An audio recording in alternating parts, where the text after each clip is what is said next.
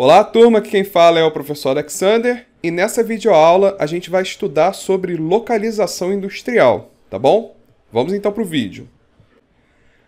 A localização de um parque industrial ela é afetada por todos os fatores que a gente já abordou. Então na última aula, a gente abordou diversos fatores, disponibilidade de mão de obra, disponibilidade de matéria-prima, proximidade com os clientes, né, o mercado consumidor, uma série de fatores que a gente adotou. Todos esses fatores eles vão afetar, né, essa nossa decisão sobre a localização. Então esses fatores eles vão afetar. A relevância que cada um desses fatores tem, ela vai ser definida pela própria empresa, que vai considerar qual o tipo de negócio que ela vai atuar, né, ou o tipo de produto que ela fabrica. Ou seja, então dependendo do nosso output, né, do nosso volume, variedade, variação de demanda e visibilidade, dependendo do nosso tipo de operação, o quanto que a gente precise de matéria-prima, dependendo desse volume de entrada ou volume de saída, a gente fez uma série de discussões. E essas discussões elas mostram para a gente qual é o impacto que cada fator vai ter sobre o nosso desempenho, né, o desempenho da nossa organização. Bem, para tomar a decisão sobre essa localização, existem 3 níveis que eu vou recomendar aqui, que são 3 níveis que a gente pode adotar, essa sequência, né, de 3 passos, para conseguir tomar essa decisão sobre a localização da melhor forma possível. Então, o primeiro deles seria escolher qual é a região ou qual o país que a gente quer instalar essa nossa nova fábrica. A globalização, né, e o avanço da tecnologia, da informação, permite que a gente instale a nossa empresa em qualquer lugar do mundo. Então, hoje nós temos uma tecnologia suficiente para administrar empresas, né, nossas filiais espalhadas pelo mundo inteiro. Então, não necessariamente a gente precisa estar próximo fisicamente. A gente pode instalar em qualquer lugar do mundo. Ou seja, as empresas elas não precisam mais estar limitadas às suas áreas de atuação na escolha do local instalar a planta produtiva. Elas podem escolher agora qualquer lugar do mundo que julgue conveniente, por exemplo, né, visando uma mão de obra mais barata ou uma mão de obra mais qualificada. Empresas como a Nike, Accenture, McDonald's são empresas mundiais que têm franquias espalhadas no mundo inteiro, fazendo valer todos esses benefícios, todos esses fatores a seu favor. Segundo nível, né, segundo passo, é escolher a área dentro dessa região ou país. Então a gente vai agora definir qual que vai ser essa área. Então, após a definição da região ou país, né, a empresa ela vai definir qual é a área desse país que ela vai se instalar.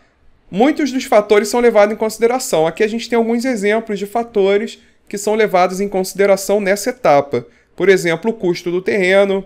Então, diferentes áreas dentro dessa região têm custos do terreno diferentes. O custo e a qualificação da mão de obra. Isso muda também, né, em termos de locais dentro dessa mesma região. As condições de infraestrutura, acesso à internet, energia elétrica, água, essas instalações, a parte de asfalto, tudo isso vai afetar a infraestrutura.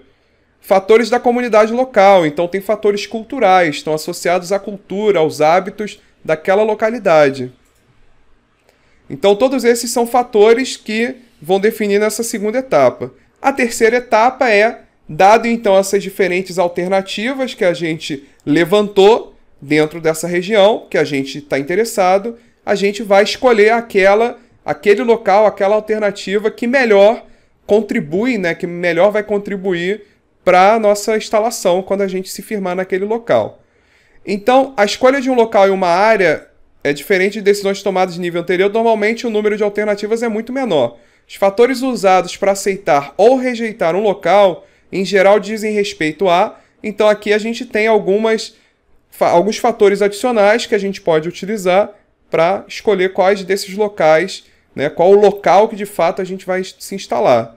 Então, por exemplo, a aparência do local, a composição do solo, isso pode limitar o tipo de edificação que a gente vai construir, facilidade de acesso por meio de rodovias e ferrovias. Se não tiver uma facilidade de acesso, a gente vai ter que ou ver com a prefeitura ou nós mesmos vamos fazer essa instalação, né, essa obra para poder melhorar a acessibilidade ao local. Se tem espaço para expansão, esse também é um fator interessante. Se a gente, no longo prazo, a gente tem a intenção de expandir a fábrica, a gente precisa saber se essa área que a gente escolheu, ela tem essa capacidade para uma expansão. E a disponibilidade de mão de obra dessa localidade para evitar que a gente precise deslocar, trazer pessoas que venham de uma distância muito maior. Então, se aquela mão de obra está próxima da gente, isso vai facilitar que esses colaboradores cheguem ao trabalho. Então, uma vez que a gente tem essas várias localidades como alternativa, a gente tenha levantado esses diversos fatores, né? A gente pode utilizar alguns tipos de modelos que podem auxiliar nesse processo de decisão.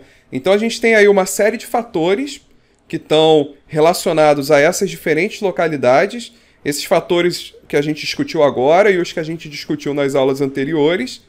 E a partir desses fatores que a gente levantou, desses dados que a gente levantou, a gente pode tomar uma decisão. Essa decisão a gente pode utilizar modelos de tomada de decisão sobre essa localização. Esses modelos eles vão se basear ora em dados quantitativos, são dados numéricos, ora em dados qualitativos, que são dados não numéricos. Bem, os dados quantitativos são aqueles dados sobre o local que podem ser medidos na forma de um valor numérico. Então, por exemplo, quais são os dados quantitativos sobre cada local que podem estar contribuindo para um uso de um modelo quantitativo?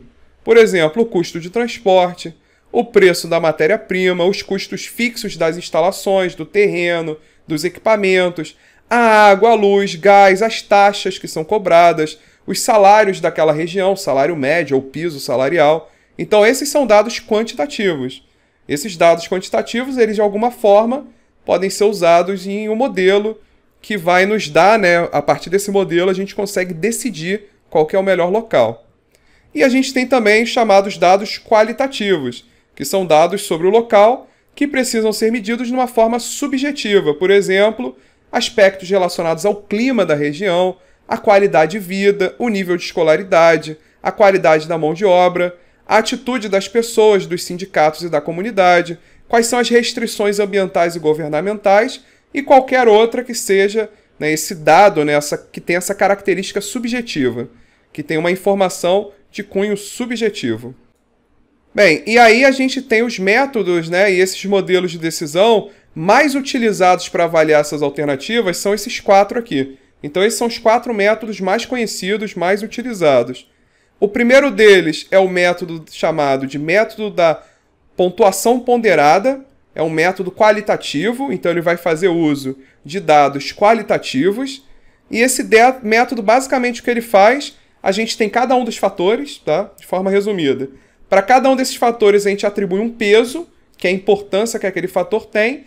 E aí a gente reúne os administradores, os gestores, para que cada um deles dê uma nota para cada uma das localidades, para cada um desses fatores. E aí para cada fator, a gente pega a média de todas essas pessoas que avaliaram. Então a gente vai ter uma nota para cada fator de cada localidade. Depois a gente multiplica essa nota pelos pesos para encontrar uma média ponderada. E aí aquele fator, aquela localização que tiver a maior média, vai ser a principal candidata a receber a nossa fábrica. Então ela vai obter uma média ponderada com critérios e pesos arbitrários que foram estabelecidos. Bem, outro método conhecido da literatura é o método dos momentos. E agora, todos esses 3 são métodos quantitativos. Ele vai calcular o momento de uma alternativa em relação à outra. Ele é similar ao método do centro de gravidade. E também calcula uma média ponderada. Aqui o que a gente vai fazer, a gente tem diferentes opções de localidade. E a gente vai considerar, se eu tiver nessa localidade aqui, quanto que vai ser o custo total de transporte? Que eu vou receber material de outras localidades. Bem, se eu tiver nessa aqui, aí eu vou calcular também esse custo total recebendo de outras localidades. Esse custo total é o que a gente chama de momento. Então esse cálculo é o cálculo do momento. Aquela localidade que reduzir esse valor do momento é a que é a nossa melhor alternativa, por meio desse método, dos momentos. Temos o método do centro de gravidade, e esse é um dos principais para quem estiver estudando para concurso. com certeza vai ter uma questão que vai cobrar, vai pedir para calcular o centro de gravidade. E naturalmente a gente tem a localização dos nossos clientes e dos nossos fornecedores, né? E a posição deles, né? Pode ser em latitude e longitude, pode ser em um gráfico em termos de quilômetro, horizontal e vertical. Mas a gente tem a localização, a gente sabe quanto de material que esse fornecedor vai nos fornecer e quanto de produto final que o cliente quer, né? Quanto de produto que o cliente quer. E a gente sabe também o custo de transportar esse material nessas diferentes localidades. E aí o que a gente vai fazer? A gente vai usar um cálculo, né, de centro de gravidade, que a gente vai encontrar aquele ponto no mapa, né, que minimiza o custo total, que seria minimiza essas distâncias entre os nossos clientes e os fornecedores, considerando o custo de transporte e também o quanto que cada fornecedor fornece e quanto que cada cliente demanda. E por fim, outro método também que é muito conhecido, também tem muitas chances de cair em prova de concurso para quem está estudando, é chamado de método do ponto de equilíbrio. Então, calcular o ponto de equilíbrio significa selecionar a alternativa de menor soma de custos fixos e variáveis. A localização ela pode variar de acordo com a quantidade produzida. Então, o que a gente faz é o seguinte, a gente calcula, a gente tem um custo fixo e o custo variável de cada localidade. Se a gente souber, por exemplo, a quantidade que a gente prevê, né, que a gente vai ter que produzir para atender aquela região que a gente vai escolher, então a gente consegue medir o custo total. Bem, se a gente tem um custo total, vamos escolher a localidade em que esse custo total é a menor. E para encontrar o ponto de equilíbrio é justamente o ponto em que o custo total se iguala aos nossos ganhos, né? Então a gente pode utilizar esse cálculo para definir qual que seria essa melhor localização. Tá bom? Então fechamos essa videoaula, que a gente então aprendeu que aqueles diversos fatores vão afetar essa nossa decisão sobre a localização. Existem métodos, aqui a gente viu 4 dos principais métodos, um deles qualitativo e 3 deles quantitativo. Não significa, né, que a gente só tenha que usar um deles, a ideia é que a gente utilize o máximo de métodos possíveis, porque a gente consegue, a partir disso, superar as desvantagens de um em relação ao outro, né?